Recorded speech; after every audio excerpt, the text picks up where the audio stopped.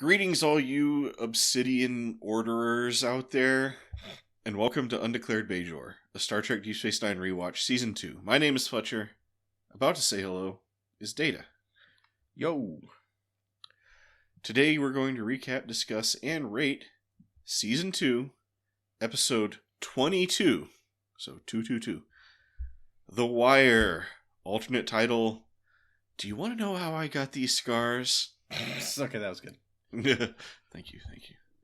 I tried to think of something about House, but that would have fit.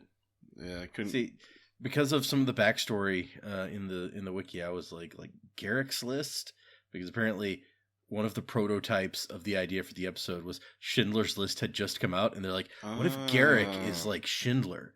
And then I guess it evolves from, because clearly that's not really what... Right. I totally didn't even make that connection, but yeah, it totally makes sense. So a quick note on spoilers. In case our rewatch is your first watch, expect full spoilers through this episode, but only an appropriate minimum of minor spoilers for later in the series. Nothing too big, like when everybody who travels to the Gamma Quadrant winds up turning into the Hulk.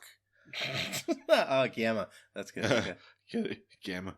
Yeah. This episode originally aired May 8th, 1994, which was 2 days after the channel opened.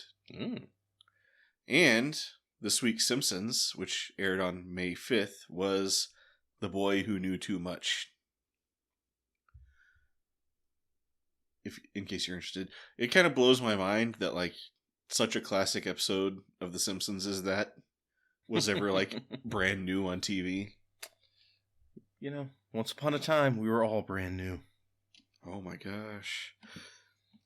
The episode was written by Robert Hewitt Wolfe and directed by Kim Friedman.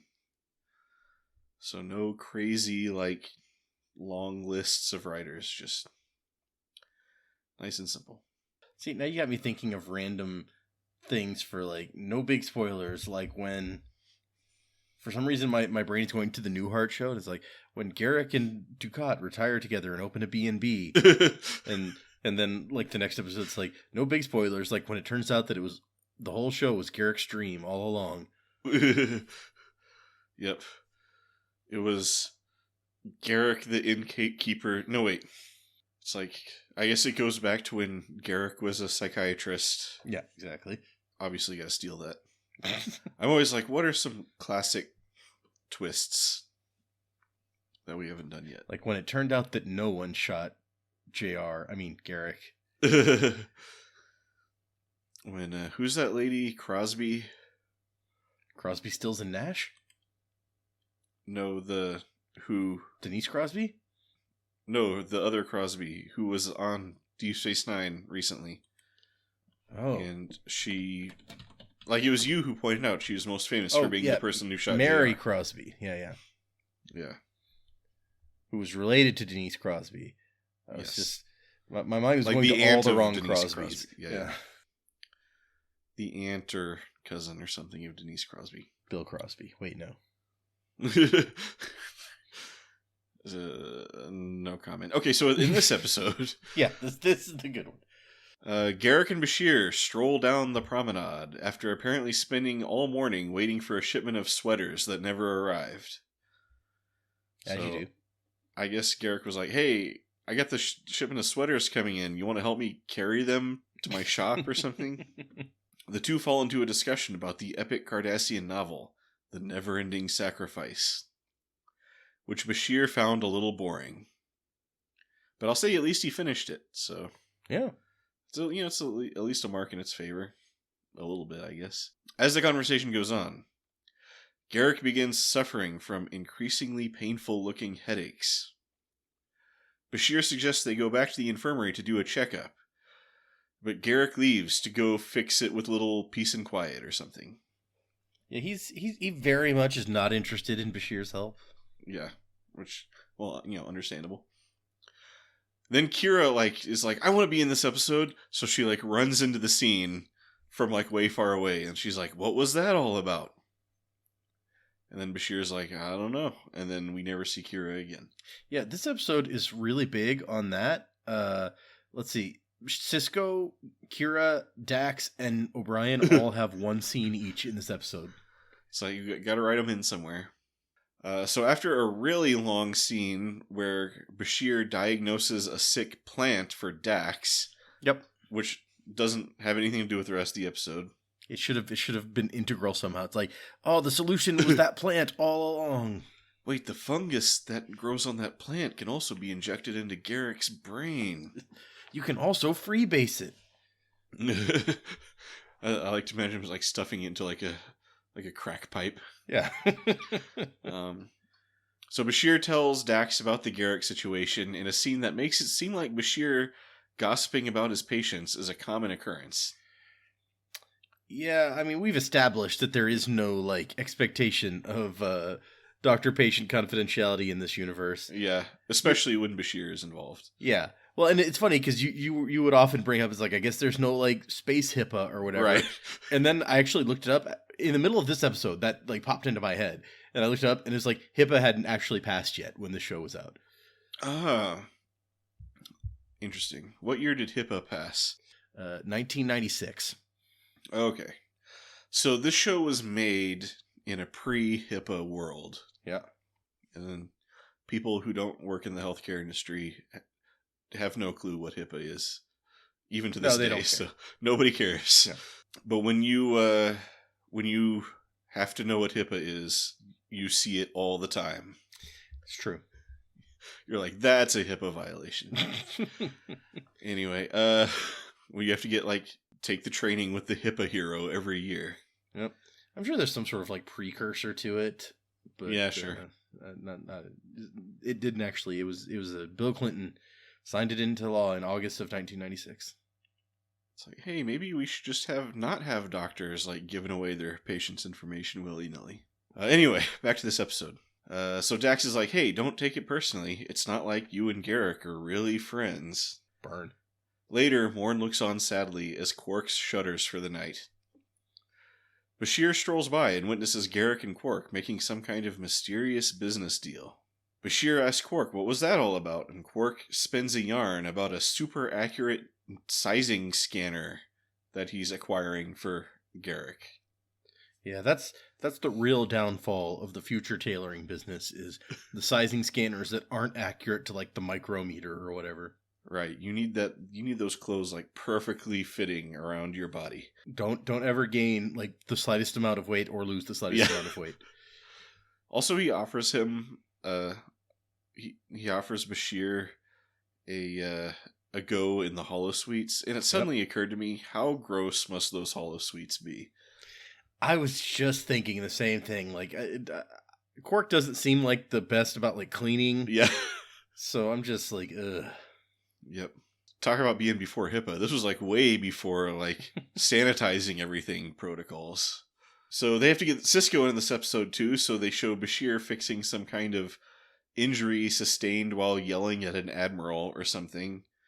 I don't know, he yelled so loud he dislocated his jaw or something. I don't know, but I just love Cisco yelling at the admirals. Yeah. Gotta put them in their place. Consistent with what I know about Cisco. And then Bashir makes a middle note so he can gossip to Dax about it later. And then O'Brien shows up for his one scene. Oh, yeah. Now it's time for O'Brien. So O'Brien comes in, and Bashir asks if he can recover Cardassian medical files that were, I guess, deleted when they left. And O'Brien says he can, but it'll probably take a few weeks. So Bashir just gives up on the idea. Yeah, it's just the biggest of these. He shows up for no reason whatsoever, and then because the reason that he's here is hey, can you do this? And essentially no, and it's okay then, and that's the scene. Well, I mean, I'm just what? Why not do it?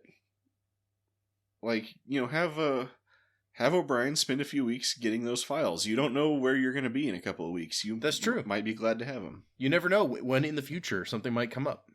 And then even O'Brien seems a little surprised that Bashir just dismisses him. He's like, well, I'm sorry I couldn't be more help. Yep. Anyway, bye.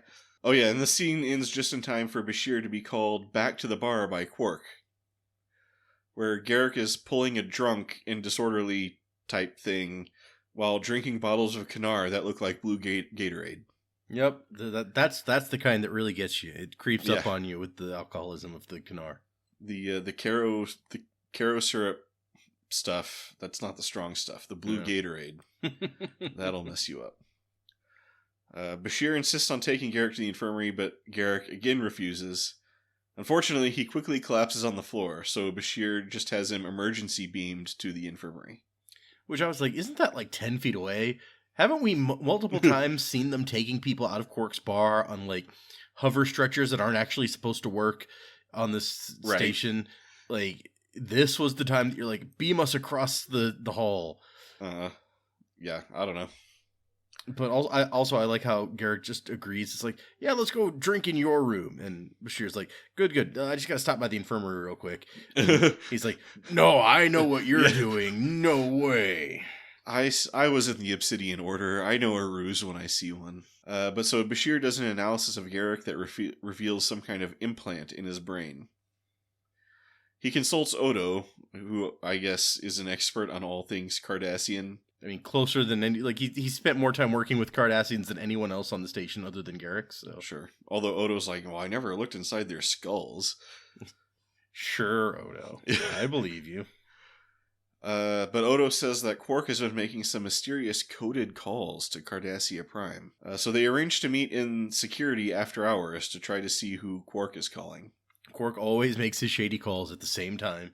Right. Which that's bad tradecraft if you were a spy, but he's not actually a spy, so I can let it go. It's bad criminal discipline also. Yep. Yeah, but it turns out Quark's contact is a Cardassian military officer who likes Sadabo girls. Apparently a very satisfied former customer of Quark's. Like, that guy's been in the holosuites, I'll tell you that. As Bashir and Odo watch through a hidden camera, Quark bribes the officer into looking up a serial number for him. And then we have the Bashir's like, I hope you don't have one of these hidden in my quarters. And Odo's like, should I? Odo does. Oh, I think we're learning more and more that Odo is, he's a little bit of a, I don't know what you want to call it, like a big brother. Yeah, like he has absolutely no problem with trading like all freedom for security or whatever. Right. Like he is on one end of that spectrum and has no qualms about it. Yep. He's not ashamed of it at all. Suddenly the Cardassian military guy goes into a panic. The serial number is classified, and he fears the search may put him on the radar of the Obsidian Order. Yeah, apparently, according to the wiki, they were going to call it the Grey Order, and then they found out that like that Babylon 5 had just had a group called the Grey Council, and they're like, okay, well now we got to change the name. We got to be constantly watching Babylon 5 so that we don't accidentally rip them off more than we already did. Yeah, exactly. But as soon as he says Obsidian Order, Quark says goodbye and hangs up the phone. He's just like, oh, well, nice talking to you, bye. Then Odo explains to Bashir that the Obsidian Order is a scary and skilled Cardassian intelligence organization, and claims that they're better than the Tal Shiar. I'm not sure I believe that. But yeah, it's one of those things. Everyone thinks that they're better than the other guy. Sure. It's the CIA and the KGB all over again. It just, I've seen like 7 seasons of the Romulans on Next Gen, and all the insane sneaky stuff they get up to. It's true. I mean, Counselor Troy was in the Tal Shiar that one time. Right. Which was probably not a good mark for the Tal Shiar that they're infiltrated by Counselor Troy, but like against her knowledge, even like she just wakes up and she's in the Tal Shiar on a Romulan ship. It's not a good mark in their column, really. But I think just the Romulans will always be the ultimate sneaky intelligence villains to me. And then, of course, I know from my years of playing Minecraft that, Obsidian is the strongest rock. Yep. Only broken with a diamond pickaxe. Yeah. So that's what the Starfleet intelligence team against the Obsidian Order should be called, the diamond pickaxe. They're like, oh no, they're breaking our obsidian. Pour more water on lava source cubes. Anyway. It's just, it just makes me think of like Star Trek Ascendancy, and it's like, I don't feel like the Cardassians are very Obsidian Order heavy, while the Romulans are very kind of Tal Shiar-ish. Right. Well, I mean, because you kind of don't want to, like, repeat the same Yeah, no, you're right. mechanic in a game like that. So Bashir returns to the infirmary and finds that Garrick checked himself out. Luckily, he's easily located in his own quarters, which Bashir gets into using an emergency medical override. Garrick is inside, clearly in a bad way, shooting up drugs. But sadly, the drugs aren't strong enough. And then Garrick reveals that the implant is a torture resistance device given to him by Obsidian Order Chief how to pronounce this guy's name? Inabrantane. Inabrantane. Which every time I hear Tane, I just think of that Celery Man sketch with Paul Rudd. No, I don't know that one. The one where he like just goes to a computer and watches like various versions of himself dancing. No. And one of them's named Tane. He's like, "Hi Paul, I'm Tane. I'm your latest dancer." Okay. Link in the description. Yeah, there you go. So yes, Inabrantane. I don't know why that name is so hard for me. Gave him this thing that stimulates the pleasure centers of the brain if he's ever tortured. After being exiled, Garrick started turning it on to dull the pain of his miserable exile life on Deep Space Nine. So yeah, it helps with physical pain and also like emotional pain. Well, it's too cold and too bright, so if I had a button that would stimulate the pleasure centers of my brain, I might be using it all the time too. I mean, does he not get to control the temperature in his own quarters and maybe like his own shop? I feel, or the light level. I mean, I feel like that he wouldn't have to be in the cold and the brightness as often as he makes it sound. Yeah, it is a little whiny sounding. I mean, maybe if it was too like hot and dark in his shop, nobody would go in there. That's true. I continue to feel like I don't know how much clientele he actually has in the first place, but he left the brain implant on too long, and now it's breaking down and killing him or something. Yep. Annoyed by Bashir's sympathy, which I think he says something like, "Did anyone ever tell you that you're an infuriating pest?" Chief O'Brien, all the time. Yeah, that's right. He's like, yeah, Chief O'Brien, all the time. So Garrick tells him the story of how he was a gull in the Cardassian mechanized infantry, stationed outside the Bajoran capital. Several Bajorans escaped from his custody, so he sent his aide Elam after them. Elam tracked them down to a Cardassian shuttlecraft, but the captain of the shuttle refused to let them search. So Garrick had the shuttle shot down with Elam and 97 Cardassian civilians on board. And then he was exiled, not because that's a horrible thing to do, but because the daughter of an important person was on that shuttle. Yep. I mean, given what we know of how Cardassian shit works, I believe that this is a 100% probable scenario. Right. Bashir is shocked, but remains committed to helping Garrick, because he's a good doctor. Yeah, I mean, he's like, I don't really care how many people you killed. You're still a patient that I'm supposed to save. So Right. That's kind of like Doctor 101 sort of thing. So later, Odo asks to talk to Garrick about several unsolved murders seemingly committed by the Obsidian Order, but Bashir protects his patient. Garrick must have either committed these or know all about them if he was somehow related to the Obsidian Order. I mean, doesn't hurt to ask. That's true, I guess. Yeah. Also, I'm not real knowledgeable about the military, so when he says mechanized infantry, I have like this picture of like mechs walking around, but that's not what that is. Yeah, I was thinking it's like, what is this, like Exo Squad? Or yeah, exactly. I can imagine like these Cardassian guys in these like mech suits. That'd be pretty cool, actually. I mean, maybe in the future that is what it is, but I had to look it up, and it's like, oh yeah, those are infantry units with like armored personnel carriers or like infantry fighting vehicles, and I was like, oh, okay, that makes sense. I guess it's much less cool, but so soldiers who drive around in cars. Yeah. So then Bashir spends a montage keeping watch over Garrick. He awakens in a chair to see Garrick sobbing. He tries to calm Garrick down, but Garrick goes on a rant about how miserable he is, and how much he hates Bashir and all this other stuff. But then he tells a brand new story about how he was the protege of Inabrantain, and he threw it all away by letting some Bajoran children go. It's really amazing once we get to the end of the episode and you find out that like every single thing he said was pretty much bull. Like that even in the like deepest depths of his pain and misery, he can't help but like make up new lies to tell. And he's like, it's like in my last moments, I just want forgiveness. And it's like, why? Why are you even doing this? I don't understand. It's a pretty powerful statement about his character that he so compulsively has to lie. Yep. And then I did like the part when Bashir was like, I thought you enjoyed my company. And he's like, I did. That's the worst part. And then Garrick straight up attacks Bashir, which doesn't last long as he starts having some kind of seizure. I mean, yeah, even though Bashir is the worst fighter among the staff as far as we know, like Garrick is not in a position to beat him up. Right. Bashir can beat you if you start having a seizure in the middle of your attack. Yeah. So Bashir takes him back to the infirmary again and begins looking through a bunch of slides of blood samples or something. Yeah, I don't know. Yeah, I don't really know what the scene was supposed to be. It was like, look at sample 17.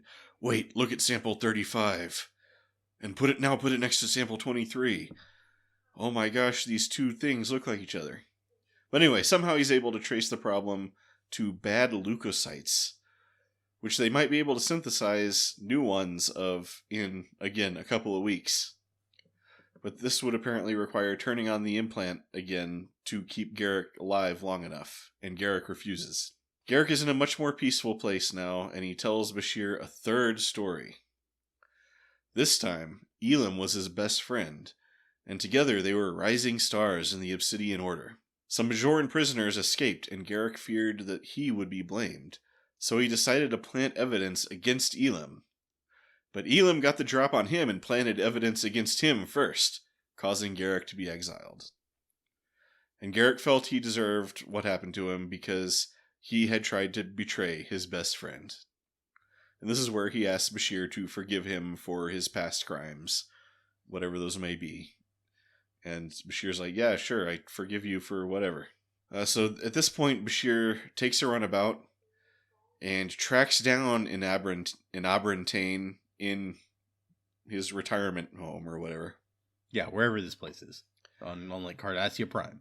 Luckily, Tain already knows everything, including Bashir's middle name and what he drinks. Yep, apparently this is the only time in the entire series Bashir's middle name is mentioned. In fact, we learn he arranged to have Bashir allowed into Cardassian space. So that was nice of him. And also, okay, in the scene, like, I thought it was really weird because Bashir has this line. It's like, oh, so that Cardassian Quark was talking to, like, whatever his name was, Hoobadooboo or whatever, was justified in being that worried about you. Which, like, what if Tain wasn't on that guy? Like, you just totally, like, gave him up. Bashir doesn't care. It's true. That guy's going to be executed off screen. But yep. It's all Bashir's fault, but he'll never know, so it's fine. It's like, come on. And then, so Bashir and Tain have a nice little chat. Tain agrees to send all the information needed to help Garrick, because he wants Garrick to live a long, miserable life in exile. Then Bashir asks Tain, whatever happened to Elam? But Tain just laughs and says that Elam is Garrick's first name. And he says, that's typical Garrick. What was it like? Never tell the truth when a lie will do? Yeah, I'm pretty sure that's... Hold on, I'm going to go back check that. Which I think is the cornerstone value of Garrick's character. It does seem, yeah, I mean, he's just... never tell the truth when a lie will do. That man has a rare gift for obfuscation. Yep. But, yeah, it does, I mean, I feel like he has other lines. I don't remember if it's before or after now, where it's just like, about how great lying is, or it's like, you gotta practice your lying as like anything else. I think Garrick is a little over-practiced in lying. So at the end, Bashir eats alone in the Replimat when he is joined by a just recovered Garrick. Who's still supposed to be in the infirmary, but Yeah, he looks not having fine. Yeah. I understand. I wouldn't want to be in a hospital like 1 second longer than I had to be. He lends Bashir a new Cardassian novel, Meditations on a Crimson Shadow, about a future war between Cardassia and the Klingons. Which, how is this not the title of a later episode? I don't know. But yeah, that would be a good title. Frustrated, Bashir asks Garrick which stories he told were true and which weren't.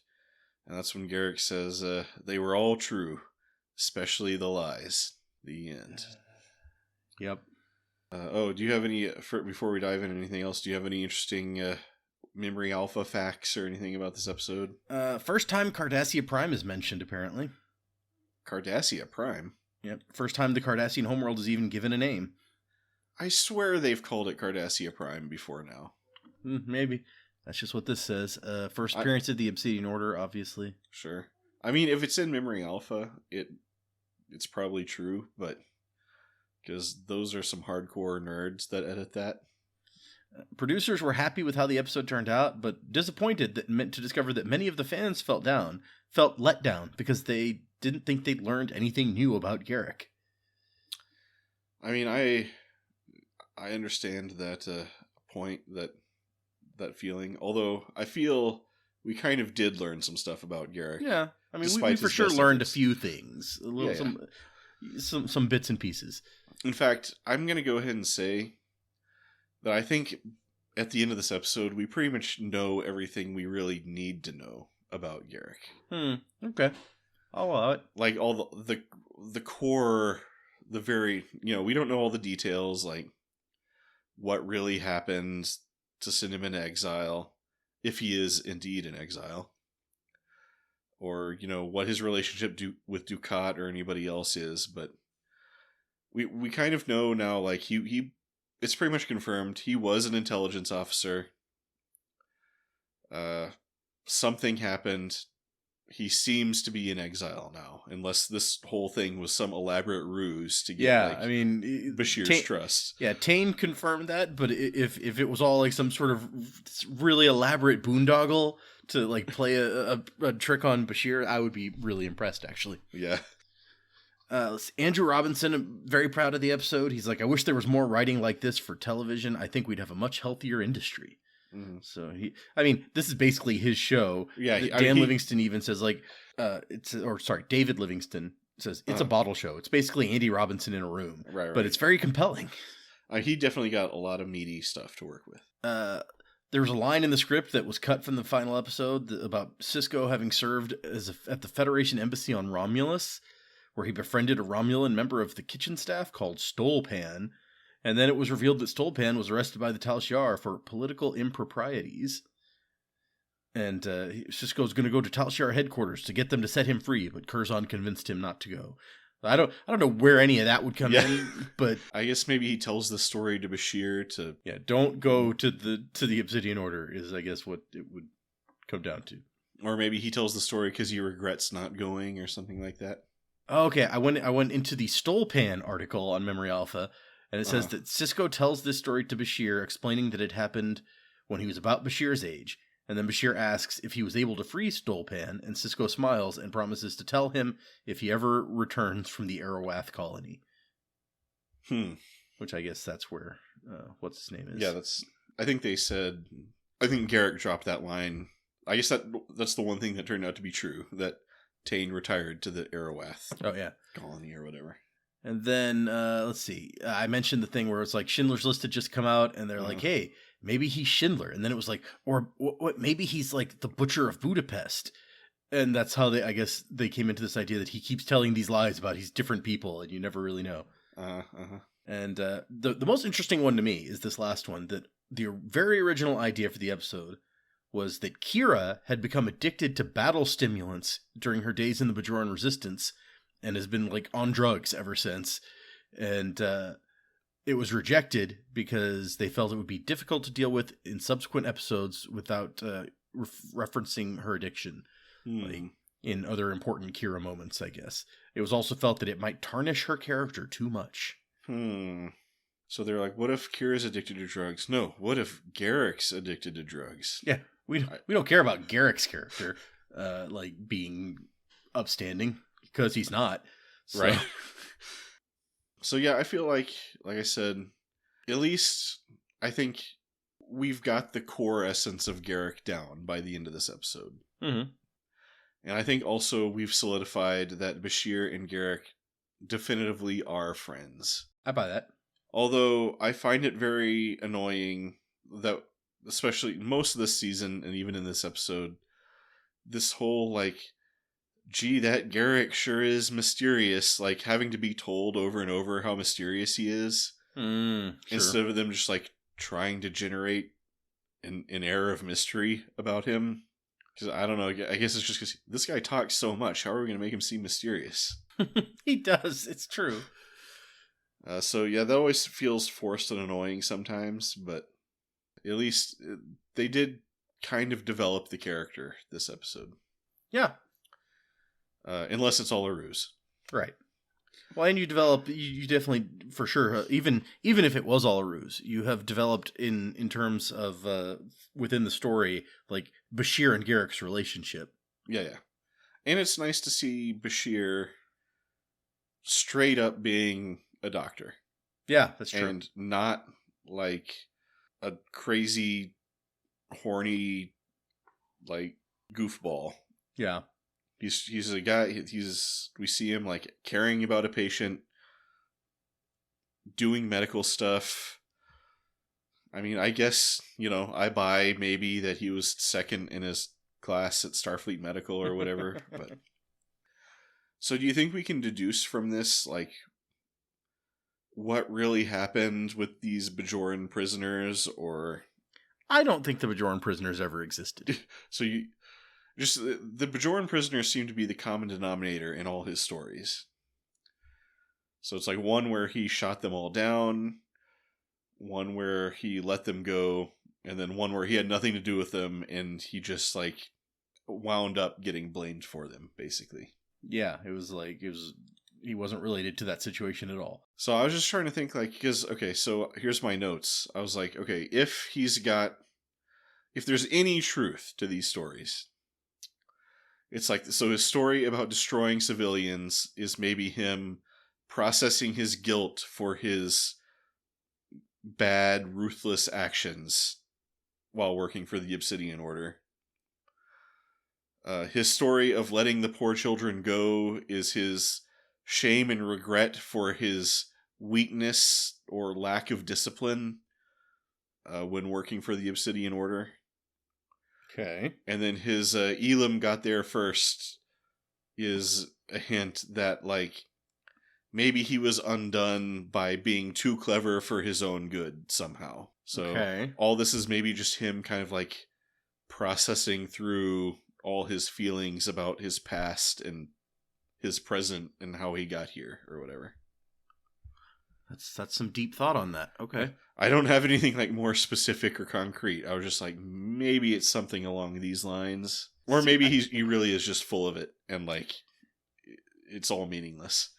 In my mind, I don't think the writers even know at this point what they want to make his background. So that's why to me I'm just okay, this is all just smoke. Yeah. Maybe they will canonize it or solidify it in a future episode or something. To avoid spoilers here. But if until then, I'm just they're just throwing stuff at the wall, and I don't think that not knowing if any of it is true, it would be hard for me to try to assign a deeper meaning to any of it. Sure, just based on this episode. Yeah. And we know totally that that's kind of how the writers operate, especially in these early seasons. Yeah. Is let's leave a lot of trails that will just immediately drop for the novel writers to pick up. We have seen a lot of that. And I'm sure there's probably 5 different novels with different answers also. So. Right. I'm sure Garrick must be a fun character to write a novel for. Oh, I'm sure, yeah.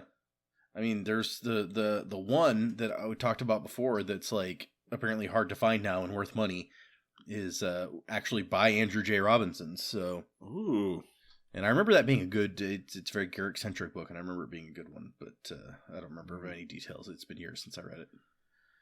Need to see if Andrew Robinson has some copies of that laying around. Maybe he'll, like, give them out or something. Yeah, if you're a personal friend of his, maybe he'll hook you up. I was just thinking, just like tweet to him on Twitter or something. I don't know if he's on Twitter or what, but I like this. I was looking at the Memory Beta article on the novel A Stitch in Time that one that we're talking about, and Robinson says that it originated. He started keeping a diary as if Garrick were keeping a diary, so it's all in first person. And it happened because when I started going to conventions, I thought I wanted to do more than just answer questions about how long it takes to put on makeup and so forth. So I started reading entries from the diary, and the people really enjoyed them. And then this one guy who co-wrote a book with Armin Shimmerman about Quark was like, "Hey, we should do a book out of this." That does sound like an interesting book, like a book written by Andrew Robinson about Garrick. I'm also a little curious about this Armin Shimmerman book about Quark now, too. Yeah, it's the 34th Rule, apparently, is what this says, and I feel like I may have read that one, too. The title sounds familiar to me. Back in like my high school days, I read a bunch of Star Trek books, and I don't remember a lot of them at this point. Right. Those were the days. So yeah, that pretty much is the end of my notes. You got any more? No, I don't. I think we covered that. We covered it pretty thoroughly. Ready to jump into ratings? Yeah, sure. What are you going to rate this one? Okay, so I was down and up on this episode. Okay. So at first I was kind of annoyed by, like I said, just the gee whiz. Look at this mysterious Garrick. He's a man of mystery. Mm-hmm. But it kind of won me over with all of Andrew Robinson's performances. Yeah. And I wound up actually quite liking it. I'm not ready to go as high as like a captain, but I think in the end I'm going to give it a commander, and a pretty high commander too. Okay. Where's it going? You got a lot of commanders this season, so. Yeah, well, I have 1, 2, 3, 4, 5, 6, 7. Yeah, so that's got 30 of the episodes so far. I think I want to put it either above or below Armageddon Game. Okay, so yeah, pretty high. Thinking back on Armageddon Game, I don't know why that one because that was that Bashir and O'Brien stranded on the planet. Mm-hmm. For some reason, I just think I like that one a little bit more. So I'm going to put it as my number 2 commander below Armageddon Game. Okay. Makes sense. So what do you think? So for me, I think in part I'm... There may be the confounding factor. I think it's been like 2 weeks since I actually watched the episode. And so my immediate feeling that I would normally have is dulled a little bit. Okay. But... the impression that I am left with is I really like the episode. Okay. Like, I am a big fan of this episode. This may be, like, the moment in the series where it's like, this Garrett guy is pretty great. Okay. So I think I am going to go all the way to Captain. Oh, wow. I really enjoyed the episode, but I'm going to put it underneath Blood Oath. Captain under Blood Oath. I mean, Blood Oath is just kind of hard to beat. Yeah, it really is. And interestingly, both of those, my like these top episodes are very little to do with like the normal everyday crew of the station. Right. They both kind of focus on one character off doing something very different from like what we would normally see. So yeah, I don't know what that says about like the average state of the show's storytelling at this point. But and also noteworthy, there's really no B plot. I mean, there's just like there's a little bit of Odo interest, but yeah, it's definitely like about one thing, and it goes with it. Yep. Yeah, I mean, unless you're going to count like the one scene with Dax as a B plot, where it's because it's not related to anything else going on, where he solves the mystery of the dying plant. Yep. Just come on, Dax, you can't figure this out yourself. Or Odo's out here like, Obsidian Order, huh? I got some crimes, but neither of these is anywhere near enough to be a B plot. So I'm going to close some cold cases. Yep. That is his number one concern here. When he's like, no, I can't let you talk to Garrick. He might die. And Odo's like, well, then I need to talk to him even more. Turn some of those red names into black, as they would say on the TV show The Wire. What is this title? I don't get it. I mean, I'm absolutely, like, usually I can think of something, but I'm absolutely confounded. Yeah, I in my brain, it was related to the TV show The Wire in some way, and I don't even know how or why, but I was just like... The Wire came out, like, several years after this, so... Yeah, I don't know, then. Let's see. There's nothing in Memory Alpha about the title. Let me see if there's anything in Wikipedia. It's like nobody knows. Why is it called The Wire? Come on, somebody's got to know something. DS9. Why called The Wire? Yeah, I don't know. No one else seems to be asking this. Okay, we gotta go to a convention now. And we're like, I don't know. That was like 10, 20 years, however, 30, however long it's been. It's been a long time. Just like go to a convention where there's Andrew Robinson and be like, hey, remember that episode, The Wire? Why was it called that? Maybe it's because he's got wires in his brain. Yeah, maybe. But I don't know. I found this review that I was hoping would have information about it, but it doesn't. It just talks about how great the episode is. But it's like, in a way, it evokes the conclusion of Alan Moore and Brian Bollard's 1988 graphic novel, The Killing Joke. Which I guess a little bit, yeah. Well, I kind of referenced that in my alternate title. Oh, yeah. And I was thinking, although in The Killing Joke, he has one backstory, but at the very end, he says he remembers it differently every time or whatever. Mm-hmm. And then he tells Batman a joke, and then Batman laughs, which some people interpret to mean that Batman killed him. In case you never read The Killing Joke, there's the whole outline of The Killing Joke. I don't know. If you know why this episode is called The Wire, leave a comment below. Yep. Any final thoughts before we wrap this up? No. Yeah. I mean, it's for all of it's like diving into like the weirdness of Garrick's character and us never being very certain about any of this stuff. I felt like it's not that complicated an episode. Yeah, I guess it's just basically about Bashir trying to help this guy who I guess he's come to know as his friend or whatever. Yeah. And he doesn't even seem to care that much about what is the truth and what's not. No, yeah, it's more just like a passing interest sort of thing. Yeah, you know. Like he almost kind of brings it up like as an afterthought at the end. He's like, hey, what is the truth and what's not? And Yeah. Garrick's like, well, obviously it's all the truth.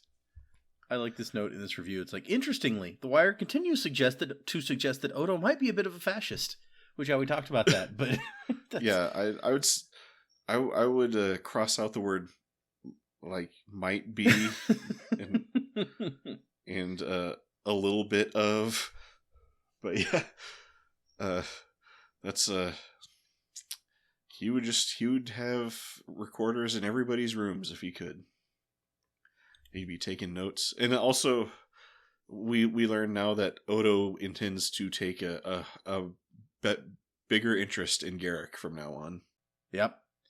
I don't know if you recall, but in an earlier episode, the one with the Cardassian kid being raised by Bajoran parents, we talked about how his story continues in a book that was written called The Never-Ending Sacrifice, which is the book that I did think about that when I heard the name of that novel.